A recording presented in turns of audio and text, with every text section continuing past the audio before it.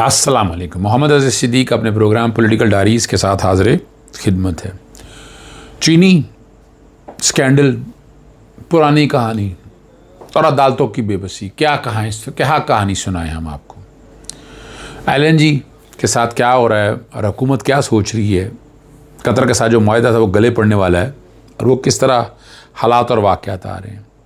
Petrol महंगा हो तो वज़ीर आज़म चोर, ये मैं नहीं कहा करता था, ये नून लीग कहा करती थी और आज वो जवाब देने से भाग रही। एहतजाजों का सीज़न शुरू हो चुका और रज़ा रबानी ने कोई ग्रैंड डायलॉग की बात की है। वो क्या होगा? डॉक्टर यास्मीन राशिद जेल में, तकलीफ़ में, तबीयत ख़राब हुई, हस्पताल हुई, इतनी सख्त सिक्योरिटी है, कहाँ भाग जाना है। एक बुज़ुर्ग खातून ने, कैंसर सर्वाइवर ने, कहाँ भाग जाना है। एक पुलिस वाला भी बिठा देंगे, नहीं भागेगी, नहीं भी होगा तब भी नहीं भागेगी। मिलने नहीं दिया जाता, शौहर से मिलने नहीं, बाकी लोगों से। उमैर ने ये रिपोर्ट की है, मुझे तो नहीं पता इस बारे में, लेकिन ये सारी बातें तो आपके नॉलेज में होनी चाहिए कि क्या हो रहा है। लोग तो फिर बातें करेंगे, छलांगे भी लगाएंगे, उठेंगे भी, सुनाएंगे भी, कहेंगे भी, लेकिन ये निज़ाम इस तरह नहीं चल सकता जिस तरह ये निज़ाम चल रहा है। इस निज़ाम को कहीं ना कहीं टक्कर लगनी है। पाकिस्तान में तो टक्कर नहीं लगनी। लग रहा है कि पाकिस्तान में हालात ऐसे आ गए हैं कि टक्कर वाली बात तो नज़र नहीं आती है।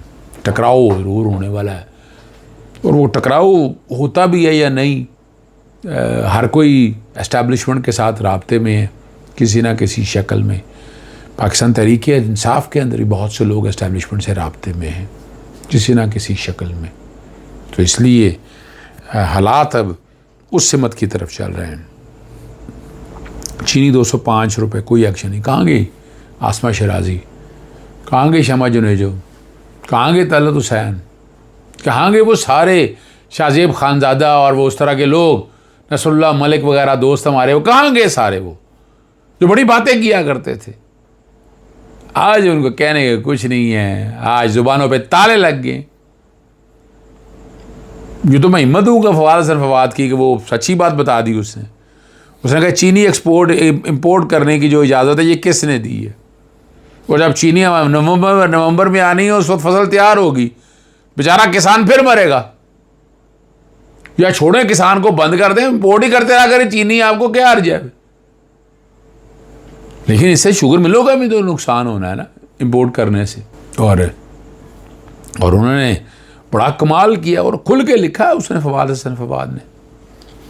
लोग कहते हैं पता नहीं एस्टैब्लिशमेंट से हालात ख़राब हो गए पाकिस्तान में। तो अब माजरत के साथ करप्शन ज़ोरों से जारी है, पूछने वाला कोई है नहीं।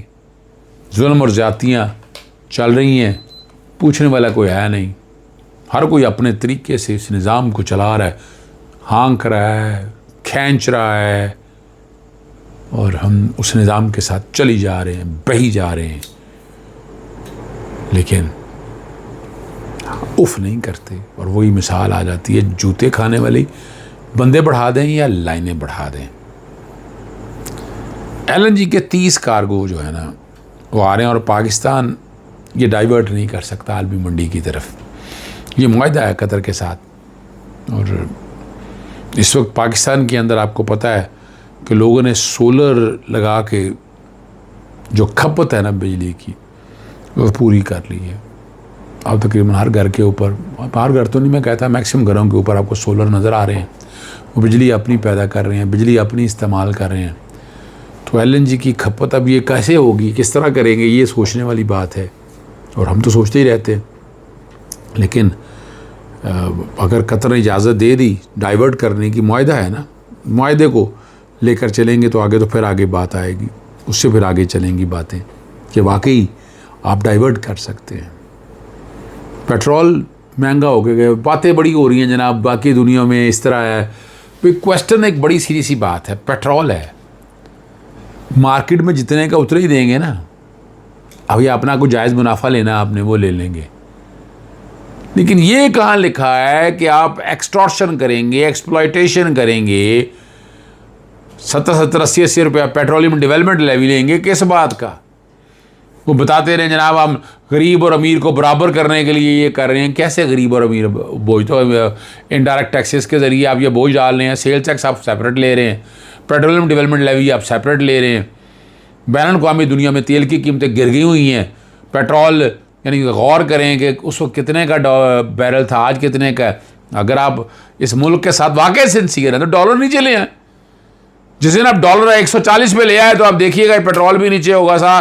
कौन आएगा? ये वो कैसे ठीक करना है वो बताएं आप, वो कैसे ठीक करेंगे? वो तो आपके पास में नहीं है।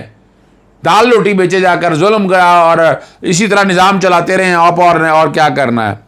और पेट्रोल और डीजल पर तो अब सियासत, अब बातें करें कि सियासत नहीं करनी चाहिए। यानी अब ये हुक्मरान नुमाइंदे आ गए ना, वो ये बातें कर रहे हैं कि सियासत है। और उस वक्त दौर में क्या होता था कि पेट्रोल महंगा, वज़ीर आज़म चोर, ये नारे लगाया करते थे। मरियम औरंगज़ेब लगाया करती थी। आज किधर है वो? आज किधर है जो शबाशी बातें किया करता था? मरियम सफदर बातें किया करती थी। मैं उस वक्त भी कह रहा था बस आवाम को बेवकूफ़ इन लोगों की और इमरान खान ने इनको नंगा कर दिया। इन सब के चेहरे पर्दे उतार दिए, इनके निकाब उतार दिए इन लोगों के। कहाँ कहेंगे, किधर रहेंगे ये लोग? ये देखें, ये है जुल्म और ज़्यादती है। और रज़ा रब्बानी ने ग्रैंड अलाइंस की बातें की है, ग्रैंड डायलॉग की बातें की है। वो क्या ग्रैंड डायलॉग है रज़ा रब्बानी साहब? चिड़ियाँ, अब क्या पछताए जब चिड़ियाँ चुग गई खेत। जब आपको बात करनी चाहिए थी उस वक्त तो बात नहीं की। उसको तो बड़ा कुछ कहते रहे आप, खामोश हो गए। किधर है वो फरतुल्ला बाबर? किधर है वो किधर चला गया? ज़रा आए ला निकाले ना उन सबको। वो अगर बातें करें ना, जो बड़ी इमरान खान के दौर में बड़ी लेक्चर दिया करते थे, बड़ी बातें कहा करते थे, बहुत कुछ कहा करते थे कि ऐसा होगा। आज कहाँ नज़र, कहीं नज़र नहीं आ रहा आपको ये निज़ाम में, इस खोखले निज़ाम में कहीं नज़र आ रहे हो तो बताएं ना, कि कहीं खड़े नज़र आए हैं आपको, तब बताइएगा। कोई नज़र नहीं आ रहा। सारे खामोशी से बैठ गए और हर कोई अपने हिस्से का फ़ायदा ले रहा है। अपने हिस्से की समझ लाने की बातें होती नहीं, अपने हिस्से का फ़ायदा ले रहा है और उसको अपने तरीके से लेकर भी चल रहा है।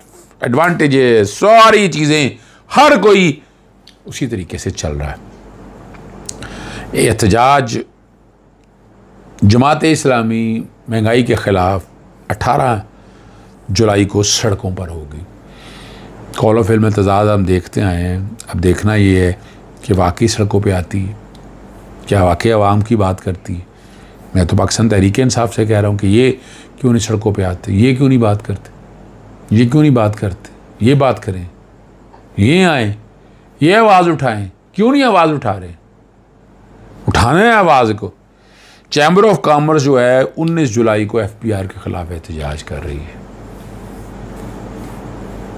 ठीक है जी, वो अब एहतजाज करेगी आगे।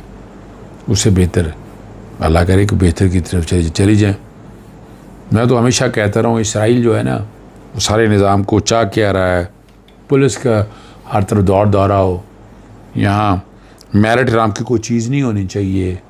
करप्ट लोग आगे आएँ, और करप्ट लोग जब आएंगे तो करप्ट लोग को ख़रीदना आसान है, उसे काम फ़ायदे लेना आसान हो जाता है। उसे जिधर मर्ज़ी मोड़ लें, जिधर मर्ज़ी एडवांटेज ले जाएं, जो मर्ज़ी कर लें, कोई मुश्किल काम नहीं है। करप्ट लोग बहुत ही आसान निज़ाम, और उसको आसानी से अपने तरीके से वो लेकर चलते हैं। ये एक बात है। मौलाना हिदायतुर रहमान भी को 25 जुलाई से एहतजाज की बात कर रहे हैं। अब 25 जुलाई को ये एहतजाज पे आ जाएंगे, कर लेंगे, ये देखने वाली बात है। और मैंने, आपको पता है, मैंने मार्च, अप्रैल, मई में बड़ी वाज़ेह तौर पर कहा था कि अगस्त से तहरीक अपना ज़ोर पड़ेंगी और सड़कों पे सभी लोग होंगे। वो सड़कें सारे लोग होने के बाद हुकूमत ख़त्म हो जाएगी। हमेशा जब भी हुकूमत वक्त से पहले असम्बलियाँ डिज़ोल्व कराई हैं, वो इस्टेब्लिशमेंट ने कराई हैं, ताकत के ज़ोर से, अपने बज़ोर बाजू से कराई हैं। अपने तई किसी ने असम्बलियाँ डिज़ोल्व नहीं की हैं। तो पाकिस्तान के अंदर जब इस्टेब्लिशमेंट सारी एक पेज की होगी, वो कहाँ असम्बलियाँ डिज़ोल्व होंगी? किसी ने इस्टेब्लिशमेंट ने असम्बलियाँ डिज़ोल्व नहीं होने देनी। और ये इसी तरह लेकर चलेंगे इन चीज़ों को। ये समझना है ना आपको समझना है कि ये क्या निज़ाम है। बहरहाल ये निज़ाम जैसा भी है, ये चल रहा है निज़ाम। सोचिए ये निज़ाम कैसे बेहतर हो, क्या करेंगे आप इस सारी चीज़ों को सामने रखते हुए। हमारा तो काम है आवाज़ खटका, दरवाज़ा खटखटाना, आवाज़ उठाना, और वो उठाते रहेंगे। इजाज़त चाहता हूँ। अस्सलाम वालेकुम, अल्लाह हाफ़िज़। पाकिस्तान।